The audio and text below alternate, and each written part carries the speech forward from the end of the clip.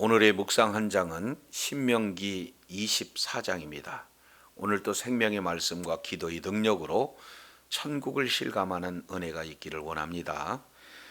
신명기 24장 이 내용은 주로 약자 보호에 대한 내용들을 이렇게 기록하고 있습니다. 그 중에 1절부터 5절까지 이 내용은 이혼 규례에 대한 내용이 소개가 되어 있고, 그리고 이제 6절부터 9절까지 이 내용을 통해서 보면은 바로 약자 보호에 대한 규례가 이렇게 소개가 되고 있습니다.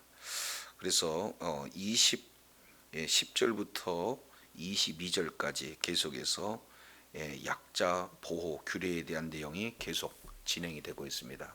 그래서 사실은 크게 두 파트로 살펴볼 수가 있죠. 하나는 이혼 규례, 또 하나는 약자 보호, 이 내용이 기록되고 있는데, 먼저 1절 내용을 통해서 살펴보면, 사람이 아내를 맞이하여 데려온 후에 그에게 수치되는 일이 있음을 발견하고 그를 기뻐하지 아니하면 이혼 증서를 써서 그 손에 주고 그를 자기 집에 내보낼 것이요, 이렇게 말씀을 하고 있어요. 그래서 지금 이 1절에서 5절까지 이혼에 대한 내용을 이렇게 말씀을 하고 있는데, 지금 이혼이라고 하는 이 내용은 오늘 우리 사회에 사실은 굉장히 중요한 내용 중에 하나입니다. 그래서 한 집 걸러 한 집 또 이렇게 이혼 가정들도 있는 그런 상황 속에서 이 이혼이라고 하는 이 주제를 가지고 말씀을 증거하는데 쉽지만은 않습니다. 그러나 오늘 이 말씀을 통해서 하나님의 뜻이 또 어떻게 이루어졌는가, 이런 부분들을 우리가 하나씩 살펴보면서 어떻게 하든지 가정을 통한 하나님의 의도를 바로 깨닫고 하나님 앞에 끝까지 존귀하게 쓰임받는 그런 복된 자리에 있어야 될 줄로 믿습니다. 그래서 1절 이 내용을 통해서 보면은 여기서 사람이 그랬는데 여기서 남자를 이렇게 말씀을 하고 있어요. 남자가 아내를 이렇게 맞이했습니다. 그런데 남자가 수치되는 일이 그에게 있음을 발견하고 기뻐하지 않았다. 지금 오늘 그 환경하고는 조금 차이가 나 있는 환경이 되겠죠. 그래서 이 판단의 기준이 여자라기보다는 남자의 판단이 그를 기뻐하지 않았다. 지금 이렇게 말씀을 하고 있는 것을 보게 되어집니다. 일방적인 그런 어떤 기준이 되어지겠죠. 자, 그런데 여기서 중요한 한 단어를 우리가 놓쳐서는 안 돼요. 내용을 1절 보면은 수치되는 일이 있음을 발견하고 이렇게 말씀을 하고 있어요. 그래서 수치되는 이 일, 이 내용이 사실은 이 내용을 어떻게 해석하느냐에 따라서 이제 오늘 이 이혼 증서를 써서 주고 내보내느냐 하는 이 부분들이 이렇게 결정이 되어진다는 거죠.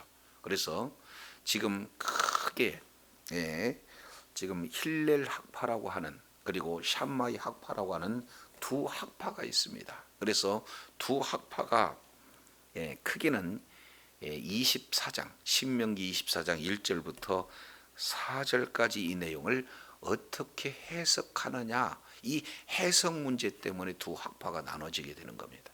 그래서 이 조금 더 좁게 표현한다면은 수치되는 일을 발견했는데 그 수치되는 일이 그를 기쁘게 하지 않았다. 그래서 이혼 증서를 내는데, 그러면 이 수치되는 일이 과연 어떤 일인가? 이 수치되는 일에 대한 해석 때문에 두 학파가 지금 나눠지게 되는 거죠. 그래서 이 수치되는 일이 무엇인가? 이 내용을 통해서 보면은 에르와라는 단어를 써요. 수치, 에르와. 이 내용은 크게 두 가지 이제 해석이 가능합니다. 첫 번째는 수치라고도 해석이 가능하지만, 두 번째는 벌거벗다라는 그런 뜻이 가능한 내용이에요.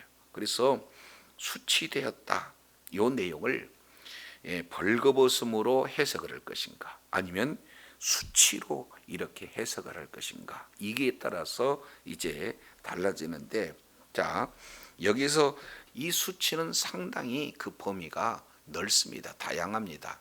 그래서 심지어는요, 아내를 맞이했는데 그 아내가 밥을 지었어요. 근데 그 밥을 지었던 그 밥 속에 돌이 있다. 그러면 그 돌을 씹는 그 자체도 남편을 수치스럽게 했다. 그것이 이혼 사유예요. 심지어는요, 랍비 아키바라고 하는 그런 어떤 자의 해석을 살펴볼 것 같으면, 자, 이제 자기 아내보다도 타인의 아내가 더 이렇게 예뻤다. 그러면은 그 타인 아내보다 예쁘지 않다는 그 자체가 수치를 줬다는 거죠. 그래서 그것조차도 이혼 사유다. 이렇게 아주 터무니없는 그런 어떤 해석을 했던 그 학파가 힐렐 학파입니다. 반면 샴마이 학파의 그 해석 방법은 수치되는 일, 이 내용을 다양하게 해석하지 않냐고 딱 하나로만 해석합니다. 그것은 바로 벌거벗는 일, 다른 말로 음행하는 일, 이걸로만 간주하고 있죠. 그래서 남편이 아내를 취하였는데 아내가 음행을 했다. 근데 그 음행하는 일이 발견됐다는 거죠. 그래서 그 일이 기뻐하지 않으면 그 다음에 뭐를 써주라는 거예요?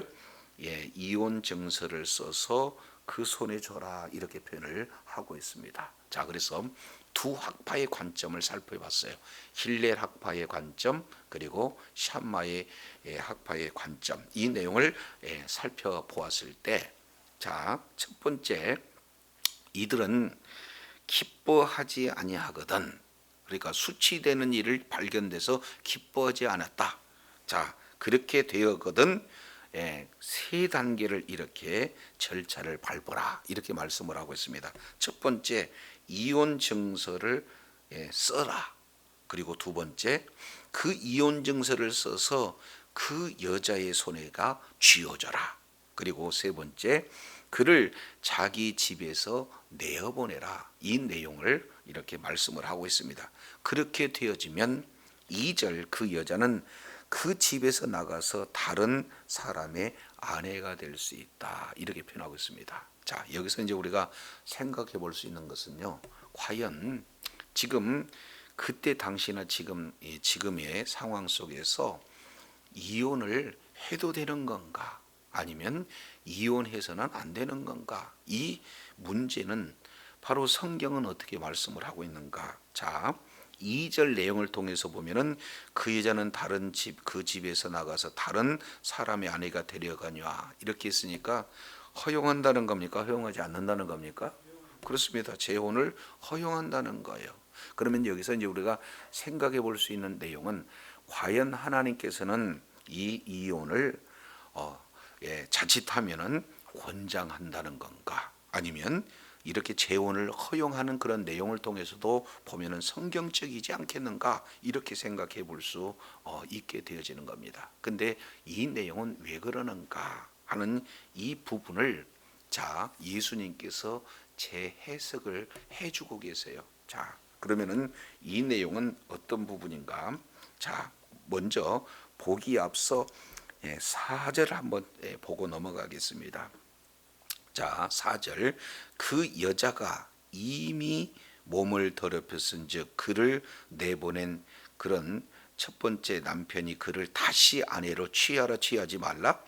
취하지 말라. 그러면은 여기서는 절대로 다시 합하지 말라, 이렇게 말하고 있는 내용입니다. 그러니까 결국에는 다시 아내로 취하지 말 것. 그러니까 여기에는 이혼에 대한 불가, 그 의미가 지금 이 속에 담겨져 있어요. 그래서 2절은 재혼에 대한 것을 허용하지만, 그리고 4절의 경우에는 불가하는 그런 어떤 내용들을 이렇게 말씀을 하고 있어요. 1차적 의미의 내용을 통해서 보면은, 자, 경솔한 이혼을 금지하고 있는 그 의미가 이 속에 담겨져 있죠. 그러나 보다 본질적인 내용은 이 결혼을 통해서 그 결혼의 신성함, 가정의 그런 어떤 신성한 이런 보존에 대한 내용들을 잘 이렇게 설명을 하고 계시다, 이렇게 표현하고 있습니다. 그래서 왜냐하면 왜 다시 아내를 취하라고 하냐면 두 가지입니다. 하나는 이런 여호와 앞에 뭐하다는 겁니까? 가증하다. 가증하다는 것은 어느 때 표현을 하고 있느냐? 바로 우상 숭배를 하고 있을 때 가증하다 그랬잖아요. 그러니까 다시 합쳐지게 되는 이혼 그 자체를 지금 이렇게 우상 숭배, 간음, 이런 어떤 형태로 이렇게 말씀을 하고 있어요. 두 번째 내용을 통해서 보면 내 하나님 여호와께서 내게 기업으로 주시는 땅으로 너는 범죄하지 말라, 이렇게 말씀을 하고 있어요. 그러면 하나님은 거룩하신 분인데 거룩하신 하나님께서 지금 함께 임재하시는 그런 공동체 가운데도 거룩해야 되는데 그 공동체를 이제 가증한 일을 행함으로 더럽힌다는 거죠. 그래서 우상 숭배와 같은 가증한 일, 그리고 하나님께서 함께 할 수 없는 땅을 더럽히는 그런 범죄 가운데 해당되어진다라고 지금 이렇게 말씀을 하고 있습니다. 자, 그러면 이제 여기서 의문이 나타나는 거죠. 하나님께서는 이렇게 가정을 이렇게 신성시하고 결혼을 이렇게 신성시함에도 불구하고 왜 두 번씩이나 이혼 증서를 써서 보내야 된다, 이렇게 말씀을 하고 있는가? 이 부분을 마태복음 19장 이 내용을 통해서 보면은 이러한 질문을 한 자들에 대한 예수님의 이렇게 답변이 소개가 되고 있습니다. 자, 마태복음 19장 내용을 보면은 3절에 이런 말씀하고 있어요. 바리새인들이 예수께 나와 그를 시험하여 이르되 사람이 아무 연고를 불어나고 그 아내를 내버리는 것이 옳습니까? 지금 이렇게 표현을 하고 있어요. 자, 이 내용을 통해서 보면은 지금 이 바리새인이 샴마이 학파에 있는지 아니면 힐렐 학파에 있는지 지금 이 내용을 통해서 보면은 사람이 아무 연고를 물어나고 그 아내를 내버리는 것이 옳은 것입니까? 여기에 조건을 지금 이렇게 달고 있죠. 그 내용은 바로 이혼을 하는데 여러 가지 다양한 그런 사례를 지금 원의로 두고 있으니까 이제는 어떤 자입니까?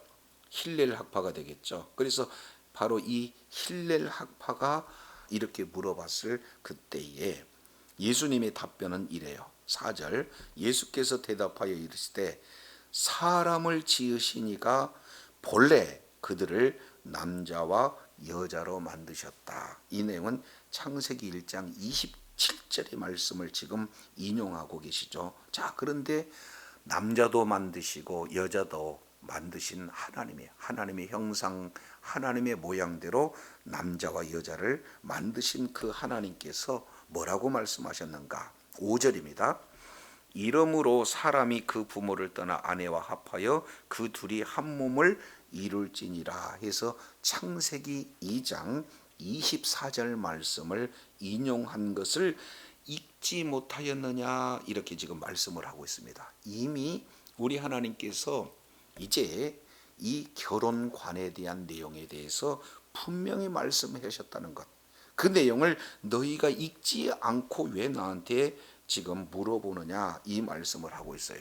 그러면서 다시 한번 이렇게 창조주 하나님께서 남자도 여자도 창조하셨는데 그 하나님께서 말씀하신 내용을 다시 한번 이렇게 각인시킵니다. 그 내용이 6절이에요. 그래서 결혼의 큰 두 기둥을 제시합니다. 자, 6절 이러한즉 이제 둘이 아니요 뭐다? 한 몸이다. 그러므로 첫 번째 기둥, 하나님이 짝지어 주신 것을 이렇게 표현하고 있습니다. 그러면은 첫 번째 결혼의 출발점은 어떻게 되는 거예요? 사람이 이제 남자와 여자가 좋아서 아니면 소개를 받아서 아니면 어떠한 그런 만남을 통해서 이제 결혼이 이루어졌다 할지라도 그 일을 실제 하나님께서 짝을 지어 주셨다는 것, 이것이 바로 결혼의 출발이요 가정의 출발이 되어진다라는 것을 말씀을 하고 있습니다. 자, 두 번째 내용을 보면은 사람이 나눈다, 나누지 못한다, 나누지 못한다, 절대 불가. 이 내용을 예수님께서 지금 말씀을 하고 계시는 것을 볼 수 있습니다. 하나님이 짝주주였다는 것. 그런데 어떻게 사람이 나눌 수 있느냐? 뭘 나누지 못한다는 것. 이 내용을 크게 두 가지 내용을 지금 말씀을 하고 있습니다. 그래서 첫 번째 기둥, 마지막 기둥, 이 내용은 하나님이 짝주주셨기 때문에 끝까지 사람이 나누지 못하는 이러한 결혼관, 가정관을 이렇게 분명히 우리 주님이 말씀하셨어요. 근데 이 부분을 자 7절 오늘 우리가 읽어본 신명기 24장 말씀을 근거해서 다시 한번 예수님께 반문하고 있는 내용입니다. 7절이죠. 여짜오되 그러면 어찌하여 모세는 이혼 증서를 주어서 내버리라고 명령하셨습니까? 창세기 2장도 말씀하셨지만 신명기 24장도 말씀하시지 않았습니까? 이렇게 말하고 있는 그들을 향해서 자 8절입니다. 예수께서 이르시되 모세가 너희의 무엇을 인하여 완악함을 인하여 아내 내버리는 것을 뭐라고 그랬습니까? 권면입니까? 허락입니까? 허락이. 사실은 이 내용을 촘촘히 따져보면 허락보다도 더 좁은 허용적인 측면을 지금 이렇게 말씀을 하고 있어요. 그러면은 왜 그랬는가 뒤에 본래는 그렇지 아니하니라. 그러니까 하나님의 본 마음은 아니라는 거예요. 그럼에도 불구하고 허락한 이유는 너의 완악함 때문이다. 결국 왜 하나님께서 짝지어줬는데도 불구하고 사람이 나누는 것은 완악함, 죄악으로 말미암아 지금 하나님께서 허용하셨다는 것. 그러면 왜 그렇습니까? 그때 시대적 상황을 보면은 잘 우리가 알 수 있어요. 자, 내가 너희에게 말하니 누구든지 음행한 연고 없이 아내를 내버리고 다른 데 장가든 자는 간음했다, 이렇게 표현하고 있습니다. 그래서 우리 주님께서 신명기 24장 수치되는 일을 뭐로 이렇게 표현하고 있어요?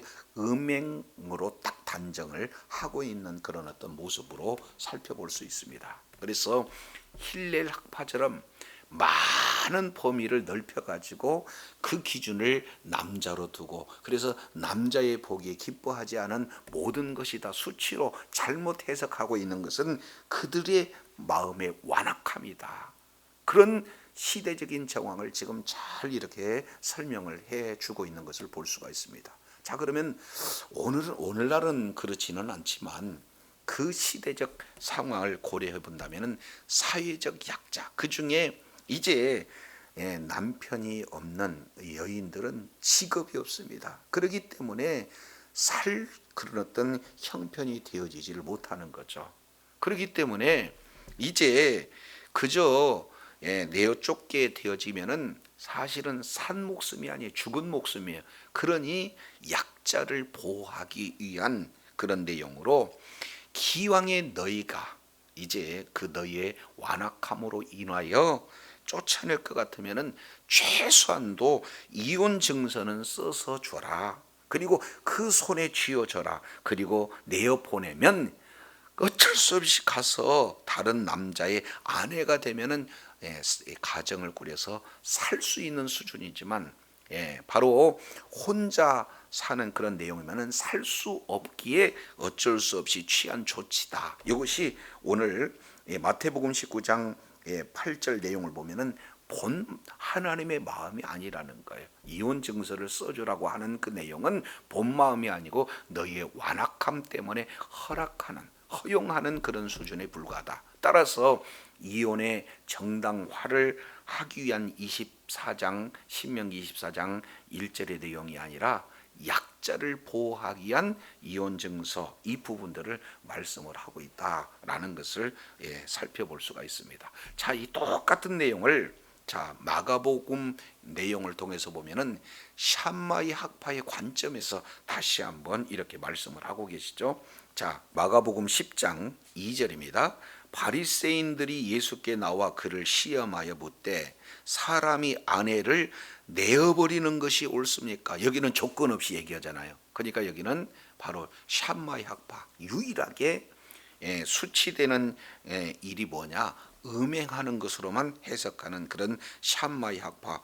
아내를 내버린 것이 옳습니까? 그랬더니 예수님이 하신 내용은 모세가 어떻게 너에게 명령했느냐 하면서 모세 오경중의 창세기를 지금 말씀을 하고 있죠. 4절입니다.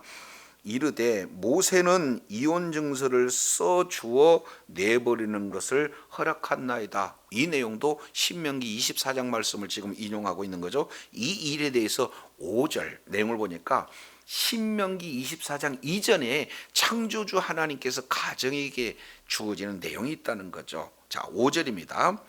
예수께서 그들에게 이르시되 너희 마음의 완악함을 인하여 이 명령을 기록했다 했을 때 이 명령은 바로 신명기 24장 1절부터 5절까지 이 내용이죠. 그런데 자, 결혼 제도에 대해서 어떻게 우리 주님께서 근본적인 그런 정신을 이렇게 말씀을 하고 계시는가? 6절 내용을 보니까 창조시로부터 그들을 남자와 여자로 만드셨다.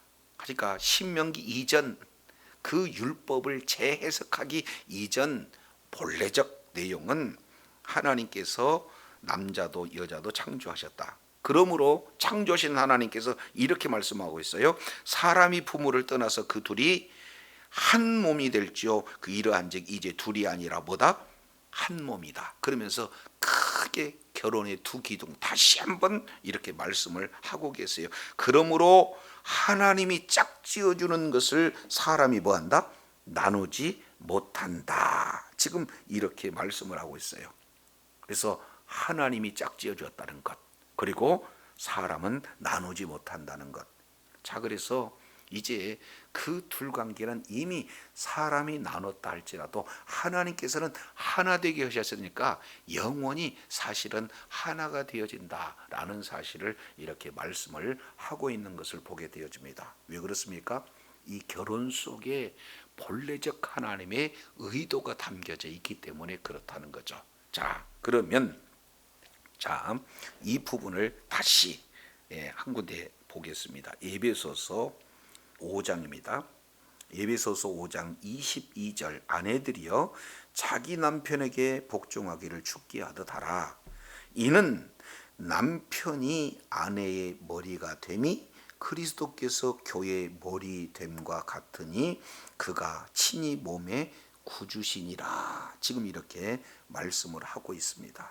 그래서 이제는 남편과 아내의 그런 어떤 그 질서를 남편은 아내의 머리가 되고, 그리고 그 내용을 통해서 궁극적으로 말씀하고자 하는 것은 그리스도와 교회의 그리스도께서 교회의 머리됨과 같다. 이렇게 해서 사실은요, 교회를 통해서, 다른 말로 예수님과 교회의 관계를 통해서 부부 관계를 배울 수 있는 이 내용을 이렇게 제시하고 있는 것을 보게 되어집니다. 자, 그러면서 이렇게 표현해 30절 우리는 그의 몸의 지체임이라 이러므로 사람이 부모를 떠나 그 아내와 합하여 그 둘이 한 육체가 될지니.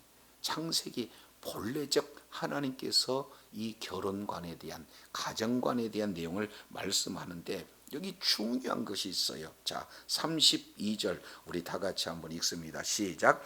이 비밀이 크도다 내가 그리스도와 교회에 대해서 말하노라. 그렇습니다. 그리스도와 교회, 이제 교회가 탄생하는 것은 그리스도 예수께서 십자가에서 죽으심으로 교회가 탄생했어요. 그만큼 남편은 아내를 죽기까지 사랑하는 모습을 예수님께서 교회를 얼마나 사랑하신가 친히 보여주셨죠. 그러면은 지금 사도 바울은 부부 아내들에게 얘기하고 남편들에게 얘기하면서 이제 남편은 아내의 머리가 되어진다. 그리고 그 남편은 아내를 목숨처럼 사랑해라. 이 내용을 말하고 있고, 아내는 남편에게 복종해라, 죽게 하듯 하라. 이 내용은 궁극적으로는 교회와 뭐를 얘기하고 있습니까? 예수 그리스도의 관계를 이렇게 말씀을 하고 있어요. 그래서 우리 하나님께서 남자와 여자를 창조하실 때 남자도 여자도 이렇게 창조하신 그 하나님께서 이제는 둘이 한 몸을 이룰지라 우리 주님이 말씀을 하고 있어요. 하나님께서 짝을 지으셨습니다. 그리고 한 몸을 이뤘어요. 이제 사람은 나눌 수가 없어요.